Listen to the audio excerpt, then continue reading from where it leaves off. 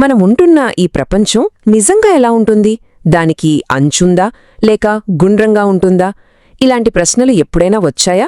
రండి, ఈరోజు మన భూమి గురించి ఇంకా అంతరిక్షం గురించి కొన్ని ఆసక్తికరమైన విషయాలు తెలుసుకుందాం. ఈ కథ మొదలయ్యేది ఇక్కడ్నుంచే.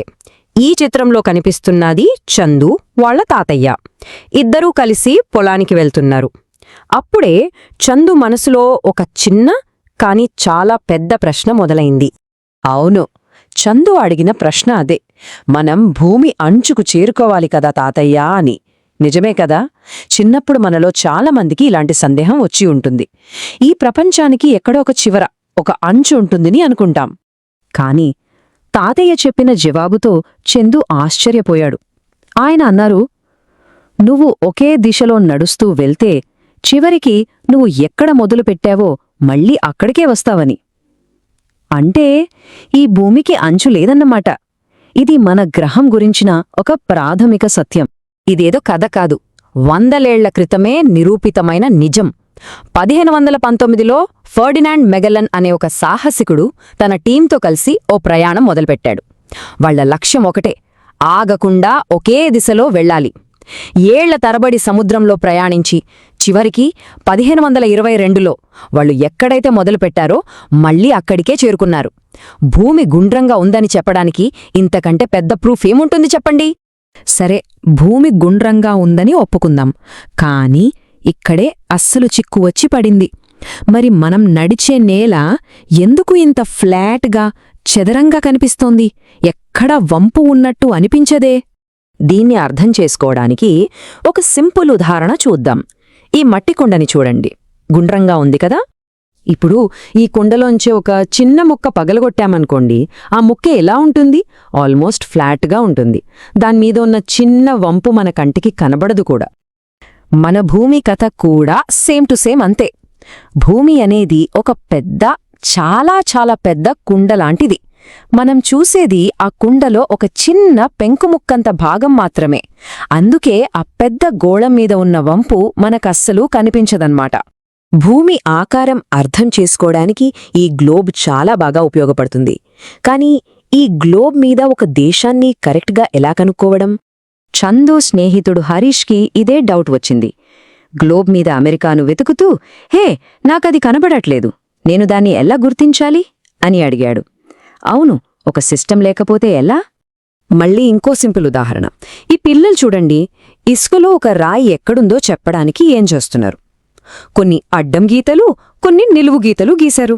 అంతే, ఆ రాయి ఎక్కడుందో చెప్పడం ఈజీ అయిపోయింది. విచిత్రం ఏంటంటే మనం భూమి మీద కూడా ఇదే టెక్నిక్ వాడుతున్నాం. ఇసుకలో గీసిన గీతల్లాగే మన భూమి మొత్తం మీద కొన్ని ఊహాజనిత గీతలు గీశారన్నమాట. ఆ గీతలకి మనం పెట్టిన పేర్లు అక్షాంశాలు, రేఖాంశాలు. అడ్డంగా ఉండేవాటిని అక్షాంశాలు అంటాం, నిలువుగా ఉండేవాటిని రేఖాంశాలు అంటాం. ఈ గీతల నెట్వర్క్ వల్లే భూమి మీద ఏ మూలకైనా సరే మనం ఒక పర్ఫెక్ట్ అడ్రస్ చెప్పగలుగుతున్నాం. ఓకే, ఇప్పుడు అడ్రస్ ప్రాబ్లం కూడా సాల్వ్ అయింది. కానీ ఇంకో కొత్త చిక్కుముడి వచ్చి పడింది. అదే సమయం. ఇండియాలో పగలున్నప్పుడు అమెరికాలో రాత్రి ఎందుకుంటుంది? ప్రపంచమంతా ఒకేసారి పగలు, ఒకేసారి రాత్రి ఎందుకుండదు? ఈ ప్రశ్నకు సమాధానం భూమి కదలికలోనే దాగి ఉంది. బొంగరం చూశారు కదా, ఎంత వేగంగా తన చుట్టూ తాను తిరుగుతున్నో? మన భూమి కూడా అచ్చం ఒక పెద్ద బొంగరం లాంటిదే. తన చుట్టూ తాను గిర్రున తిరుగుతూనే ఉంటుంది. భూమి ఇలా తన చుట్టూ తాను తిరగడాన్నే మనం భూభ్రమణం అంటాం.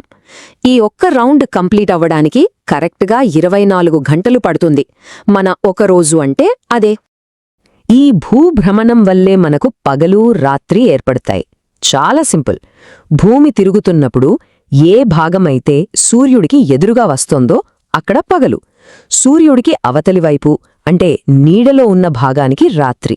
ఇదొక నాన్ స్టాప్ సైకిల్ అన్నమాట. అయితే భూమికి ఇది ఒక్కటే పని కాదు. తన చుట్టూ తాను తిరుగుతూనే అది సూర్యుని చుట్టూ కూడా ఒక పెద్ద రౌండ్ వేస్తోంది. ఇది భూమి చేసే రెండో ముఖ్యమైన పని. సూర్యుని చుట్టూ భూమి చేసే ఈ ప్రయాణాన్ని భూపరిభ్రమణం అంటారు. ఈ ఒక్క రౌండ్ పూర్తి చేయడానికి సుమారుగా 365 రోజులు పడుతుంది. అదే మన ఒక సంవత్సరం. సో సింపుల్గా గుర్తుపెట్టుకోవాలంటే భూభ్రమణం అంటే తన చుట్టూ తాను తిరగడం. దీనికి 24 గంటలు పడుతుంది. దీనివల్ల పగలు రాత్రి వస్తాయి. ఇక భూపరిభ్రమణం అంటే సూర్యుని చుట్టూ తిరగడం. దీనికి 365 రోజులు పడుతుంది. దీనివల్ల మనకు ఋతువులు అంటే సీజన్స్ వస్తాయి. ఇప్పుడు ఇంకొంచెం పెద్దగా ఆలోచిద్దాం. మన భూమి ఈ విశ్వంలో ఒక్కటే లేదు. ఇది సూర్యులు అనే నక్షత్రం చుట్టూ తిరిగే ఒక పెద్ద కుటుంబంలో సభ్యురాలు. దాన్నే మనం సౌరవ్యవస్థ అంటాం.